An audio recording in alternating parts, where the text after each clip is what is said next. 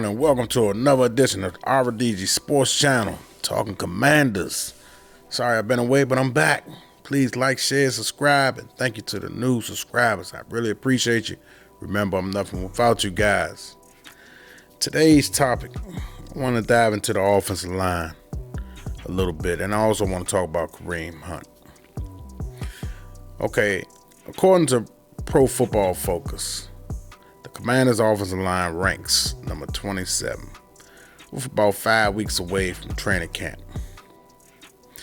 That's kind of shaky, and I'm kind of worried about that. Yes, I am. I'm worried about that. I'm worried about that a little bit because I was so excited about Sam Howell and the toys that he had and stuff like that. You know, I made a video about the guy that we drafted out of college this season.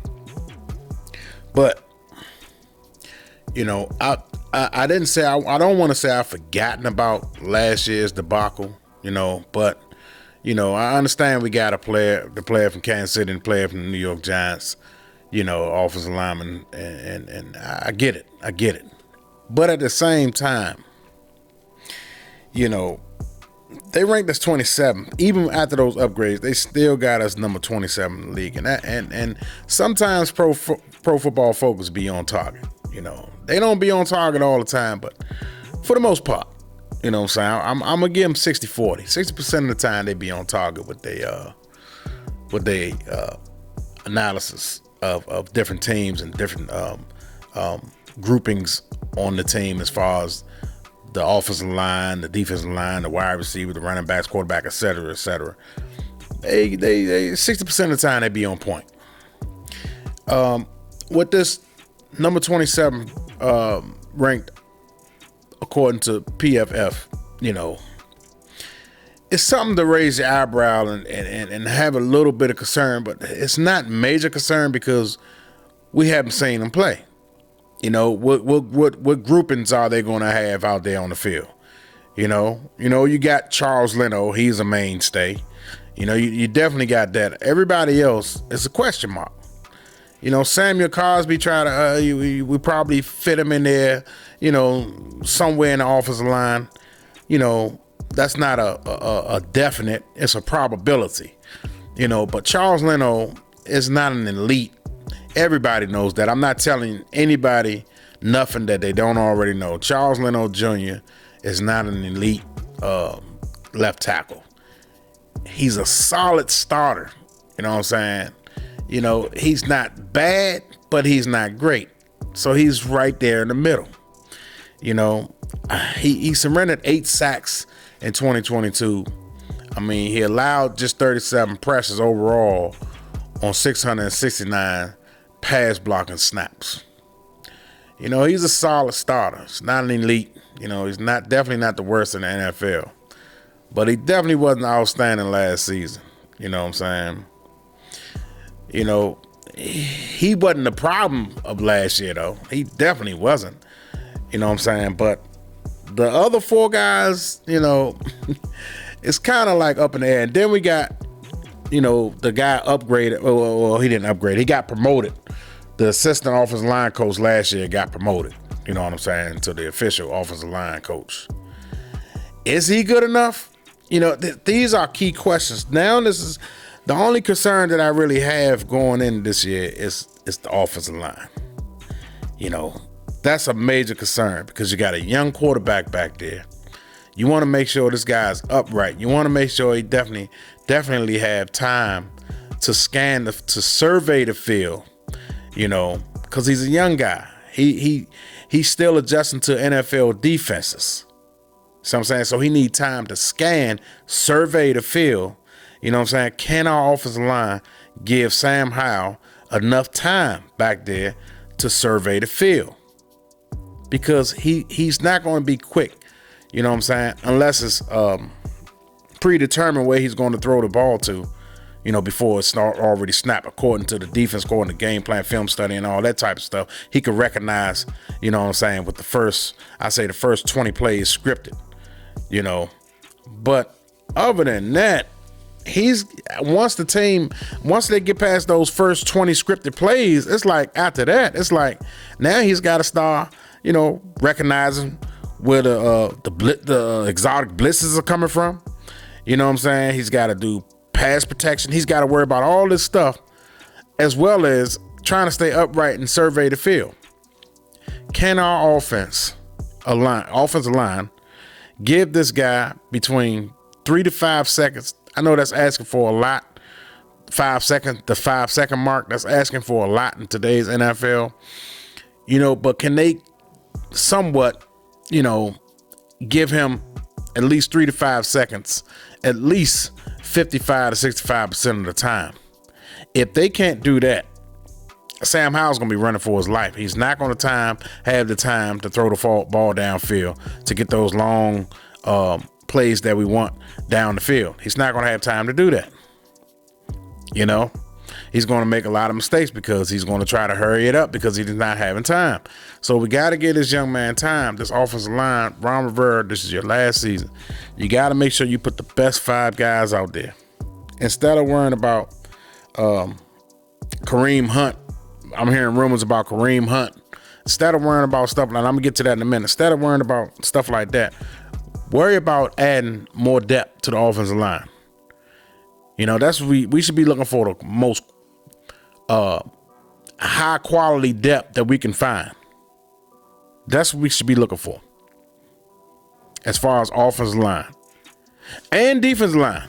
And defensive line too, because in the trenches, that's where you win and lose the ball games at. We should be looking for the most high quality depth that we can find. You know, because that's my biggest concern. You know, that just, the PFF just brought that to my focus. You know, I like I said, I lost focus on that. I know we signed 2 guys, and you know, in the back of your mind, you're like, okay, we solidified offensive line, but is it really solidified? That's the $1 million question. Is it really solidified? You know what I'm saying? Because how we know those guys are going to pan out? I mean, anybody be better than Andrew Norwell. Let's just say we got the best of the Andrew Norwell situation. We got a guy that can come in and do better than Andrew Norwell. Let's just say we solidified that spot right there. So you got 3 out of 5, right? Now the 2, the center position. Is that rookie going to be able to pan out? Is he going to catch on fast enough to where as though he can call out and making adjustments what he see from the defense? He's a young player that's asking a lot in his first season. If he could do that, if he can catch on and do that, you know, quicker than we thought, cool beans. So be it. We got lucky on that one as far as his learning curve, as far as his ability to learn fast. You know, the other spot, the guy from the Giants, is he a significant upgrade over whoever we had? What's that, Trey Turner? Is he? That's the question. That's the $1 million question. So we got some question marks on the offensive line that we ain't going to find out until preseason 1 and regular season 2. You know, in practice, I've heard Chase Young was getting and Montez Sweat like they were last year. They was getting the best of some of those offensive line, but we know John Allen, what Payne can do. They do that against anybody. So I'm not even going to hold them, you know, hold that against them when it comes to Allen and Payne. Montez Sweat and Chase Young was dominating. Well, maybe not Chase Young last year, but the year before last. Him and Montez Sweat were just having their way. It was going crazy out there against our offensive line, and we just thought, oh man, we had the 1985 Chicago Bears defense, the Baltimore Ravens defense out there, the Philadelphia Eagles defense when they had Reggie White. We just thought our defense was the next, you know. We thought that was the 91 Redskin defense out there, the capital punishment. You know, that's how they was going out there. The offense couldn't do anything. We was like, is the offense that bad or is our defense that good? Which one? You know what I'm saying? I mean, gee whiz. I mean, but it turns out, you know, defense wasn't that bad, but the offense definitely wasn't that good. So, yeah. But anyway, the Kareem Hunt situation. Now, let me touch on that. Now, we got 3 running backs, right? We got Gibson. We got Gonzalez. We got Robinson. Is Kareem Hunt an upgrade over any of those 3? Now, I've looked at, reviewed videos on Kareem Hunt and looked at his tendencies and look at his strong points, look at his weak points. I don't see him being any kind of upgrade over any of those 3 running backs. I'm sorry. Brian Robinson runs hard. He runs well between tackles like Kareem Hunt. Antonio Gibson can catch out the backfield just like Kareem Hunt. Got more juice than he got. Gonzalez looked like he's a pure runner. You know, he looked like he can catch sort of, you know, out the backfield. You know, he's got some power to him. So, I mean, basically what I'm trying to say is he's not that much far ahead of anybody. There's no separation. It'd be what they already have. You know what I'm saying? That's basically what that is, you know. It'll be what they already have. So the Kareem Hunt rumor, that's what it is a rumor. It's not nothing that Ron Rivera came out and say, yeah, we're looking to get Kareem Hunt. We're interested in Kareem Hunt. No, Ron Rivera didn't say that. It's just a rumor. But I'm here to kill that rumor. We do not need Kareem Hunt. Let's just stop right there. We're good at the running back position.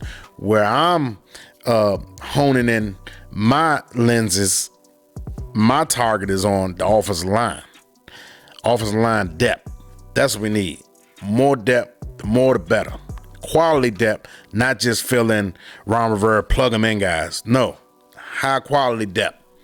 If we got to wait till a new owner comes in for us to sign more depth, quality depth at the offensive line, so be it. But we just can't go into that and just be like, okay, we're set at offensive line. No, we're not. You know, maybe Ron Rivera and Martin Mayhew, that's what they're doing right now. They're probably waiting it out to see what ownership going to do, and they can go to ownership and get approval to sign better quality offensive linemen. So I'm going to scale back on that, but I just wanted to make this video with my concerns, and I want feedback from you all on how do you feel about, you know, the offensive line that we have so far. You know, I'm not going to hit the panic button or nothing like that. I don't want to overreact, but I just want to enlighten folks that, hey, PFF got us at number 27. Is that something to be concerned with? Or maybe I'm just, you know, looking more into it than I should be. You guys let me know. I love to read your comments. Please, if you haven't subscribed already and you like what you see, please subscribe. Thank you for tuning into your boy on another episode, the RDG Sports Channel, Talking Commanders, baby. You guys take it easy. Peace.